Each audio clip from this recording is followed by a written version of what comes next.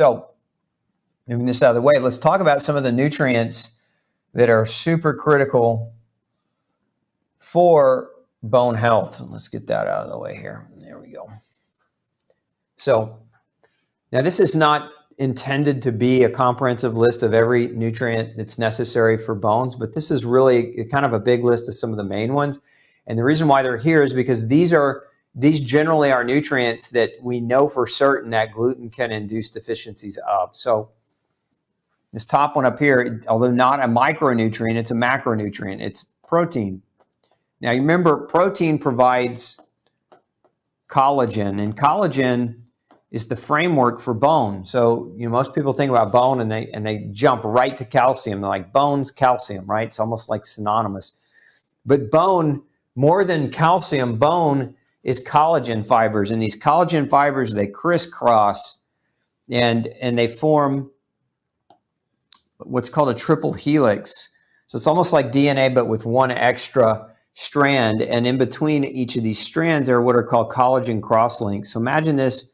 What I'm showing you is kind of blown up, but imagine this on a very microscopic level. And so this pattern of collagen, as it's forming, it forms what are called trabeculi, which are these matrices of bone interweaving so that you have strong areas of bone pattern in areas where there's greatest pressure. So like when we look at bone under a microscope, or when we do an autopsy, or when we cut bone open, we'll see the bone being thicker in areas where there's generally more pressure, like the angle of the femur in your hip, for example. But it's made out of collagen.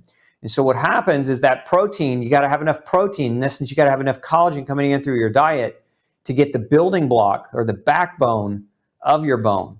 And so subsequently to that, things like calcium, okay, and magnesium and boron and vanadium and selenium, they mineralize this matrix. So they where collagen by itself is very elastic and very stretchy, once you push those minerals in there, when your body pushes those minerals in there, it makes the bone a little bit harder so that it's not just a sponge that just bends. If you've ever seen, for example, a child with rickets, rickets is a disease in kids that have vitamin D deficiency when their bones are forming and developing, and they end up with very bowed legs. So like, I'm a terrible artist, but if you've got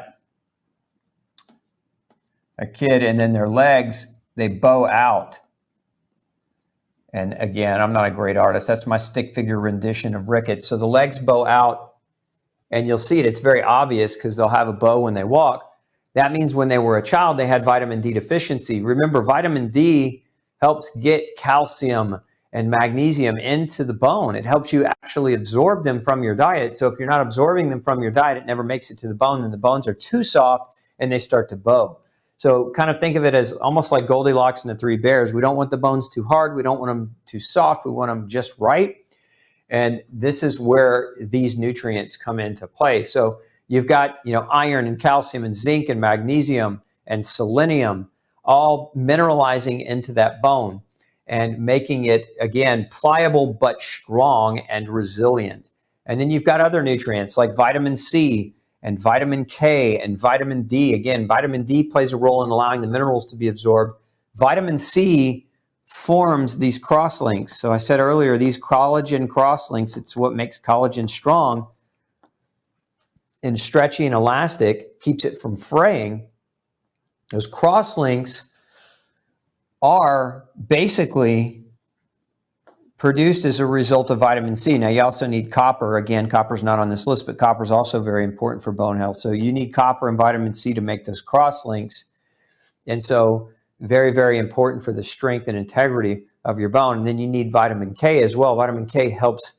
So whereas vitamin D helps get calcium absorbed from the food that you're eating, vitamin K helps push the calcium, once it's in your bloodstream, into the bone itself. So vitamin K also critical for bone health, as are B vitamins. So I mentioned earlier metformin. We were talking about that diabetic medication that caused B vitamin deficiency.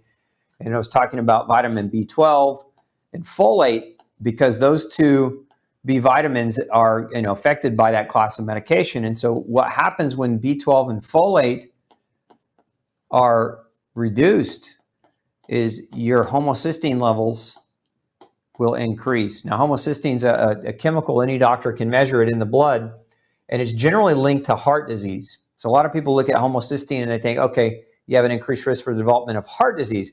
But homocysteine can increase your risk for reducing bone. So it's actually been linked, homocystine's been linked to bone loss as well. So it's not just something that we can measure to assess risk for heart disease, it's something we can also measure to assess the risk for the development of bone loss as well. And that's why you see, well, you don't see it. I have boron on here, but we should probably put B vitamins on this diagram. Again, this, as I said earlier, this was not intended to be a full and comprehensive diagram, but I wanted to give you an idea for some of the really important ones. So again, your bone matrix is largely made up by building blocks of protein collagen and then mineralized to become stronger through different minerals. And so all that dependent upon nutrients coming from the diet. So if you're not getting those nutrients, you're in trouble. Hey, don't forget to check out the rest of the series right here. Make sure you hit subscribe below. And as always, thanks for tuning in.